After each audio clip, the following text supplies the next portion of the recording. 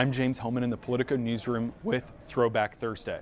It was 40 years ago this Thursday that Spiro Agnew resigned as Vice President of the United States. It was a rapid ascent. In just 5 years, he went from being a local politician in Baltimore to governor of Maryland to Richard Nixon's surprise pick as vice president at the 1968 Republican National Convention. Nixon liked him because he had appeal to the North and the South. He was a moderate, but he had taken a hard line on race riots after Martin Luther King's assassination.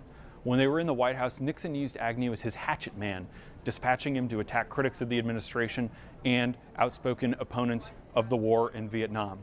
But shortly after they were reelected in 1972, Agnew found out that he was under investigation by a Maryland grand jury for some essentially bribes he had taken back when he was governor and a local politician.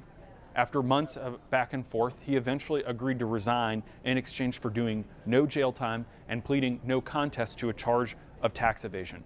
Interestingly, Agnew bitterly resented Nixon until the day that he died because, in his words, he felt that he had been thrown to the wolves by Nixon.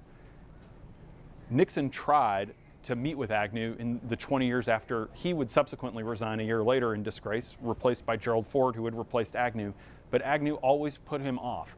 He would go to his funeral, but the last time they ever spoke was the day that Agnew announced his resignation. Agnew will perhaps best be remembered, though, for his alliterative epithets, written by aides like Bill Safire and Pat Buchanan, which he so hatefully hurled at his critics. In the Politico newsroom, where we try not to be nattering nabobs of negativism or pusillanimous pussyfooters or vicars of vacillation or hopeless, hysterical hypochondriacs of history, I'm James Hohmann.